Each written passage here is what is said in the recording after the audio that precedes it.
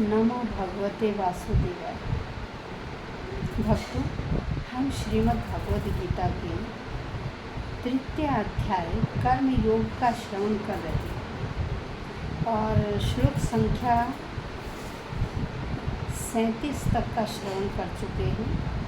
कल 37 में हमने श्रवण किया था कि दो ऐसे पाप हैं जो हमें पाप कार्य की और प्रवृत्त करते हैं, क्योंकि अर्जुन ने पूछा था कि हे श्री कृष्ण, आप यह बताइए कि वह कौन सी ऐसी चीज़ है जो हमें पाप कर्म करने के लिए प्रेरित करती है।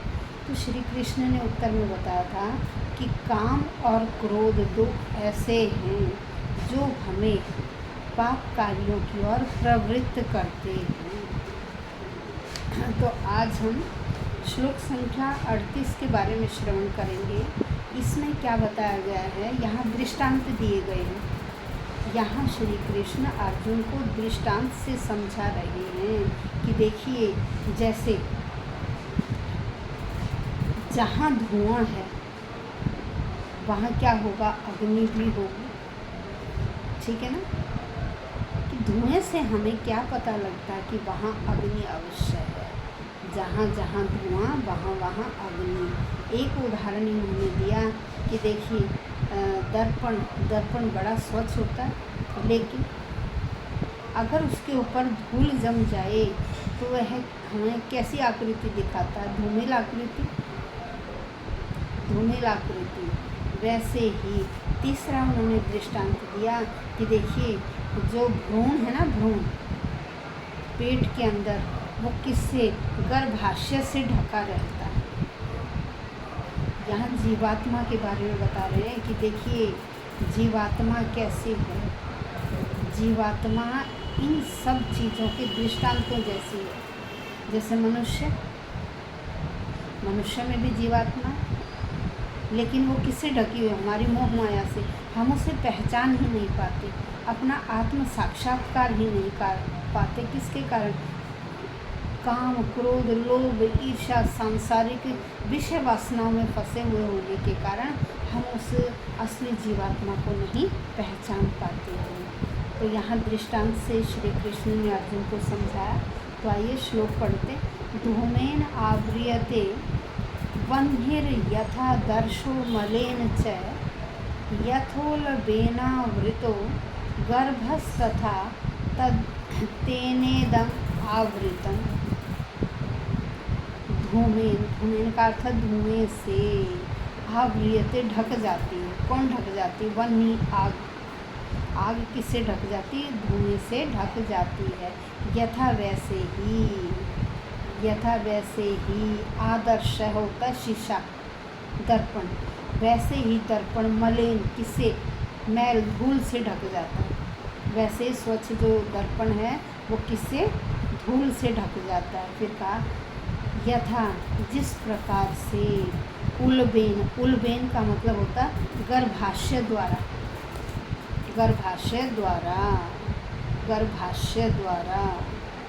गर्भ है, गर्भ होता भ्रूण। गर्भाशय द्वारा भ्रूण ढका रहता है, क्योंकि वो भ्रूण उस गर्भ के अंदर और गर्भाशय चारों ओर रहता है, वो उसे ढका रहता है। फिर तेन, उसी प्रकार से, ईदम, यह कौन? यह जीवात्मा, आवृतम, ढकी हुई है। वैसे ही यह जीवात्मा भी ढकी, किससे? काम, क्रोध, लोभ, मोह, ये विषय वासनाएं है ना, इन विषय वासनाओं से ढकी रहती है। यहाँ श्री कृष्ण कह रहे हैं कि देखिए, जीवात्मा की भी 3 कोटि, जीवात्मा के आवरण की 3 कोटि हैं। जैसे अग्नि धुएं से ढकी रहती है। फिर जो शीशा है वो किससे? धुएं से, किससे? रेत से। शीशा रेत से ढका रहता है। और गर्भाशय किसको ढक लेता? भ्रूण को। कि जैसे भ्रूण को गर्भाशय ढक लेता है, वैसे ही हमारी जीवात्मा को भी काम, क्रोध, लोभ, मोह, यह सारी विषय वासनाएं उसे ढक लेती हैं। लेकिन जब जीवात्मा को थोड़ा थोड़ा ज्ञान होता है, थोड़ा, जैसे अग्नि भी क्या है, जब धुआं हट जाएगा तो वो पूरी तरह से जलती है। ऐसे ही जब जीवात्मा से ये काम, क्रोध, लोभ, मोह धीरे धीरे हटते चले जाएंगे तो जीवात्मा भी अपने स्वरूप को पहचानने लगती है।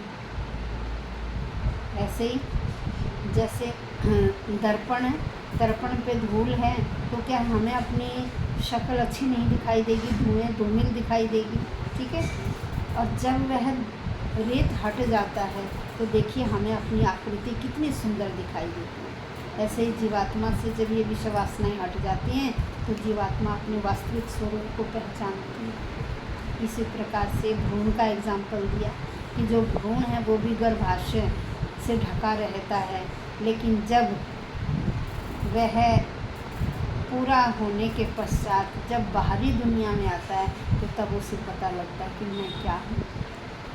तो जीवात्मा भी इसी तरह से अपने आप को समझ पाती है। तो श्रेष्ठ विधि क्या है?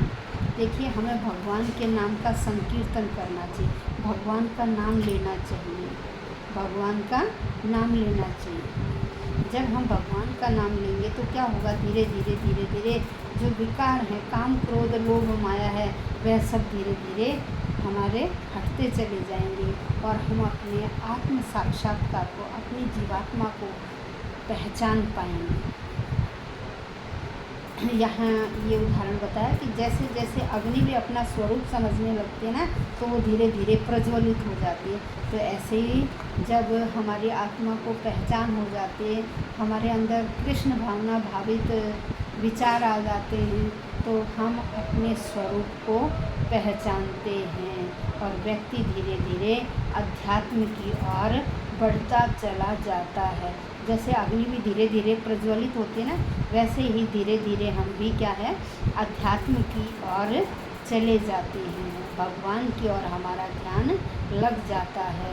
और यह एक मनुष्य जीवन ही ऐसा है, मनुष्य जीवन जीवात्मा के लिए ऐसा है कि हम ईश का स्मरण करते हुए संसार के बंधनों से छूट सकते हैं।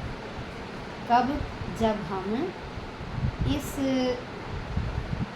शरीर में रहते हुए अपनी आत्मा को पहचान जाएं, अपने जीवात्मा को पहचान जाएं। जब अपने आत्मा का साक्षात्कार कर लें तो तब मनुष्य को यह एहसास होता है कि यह शरीर क्या है, यह तो नश्वर है, यह नश्वर है।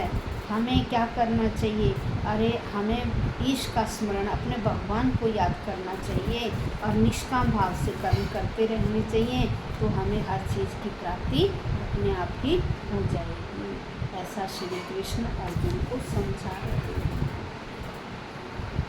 धन्यवाद।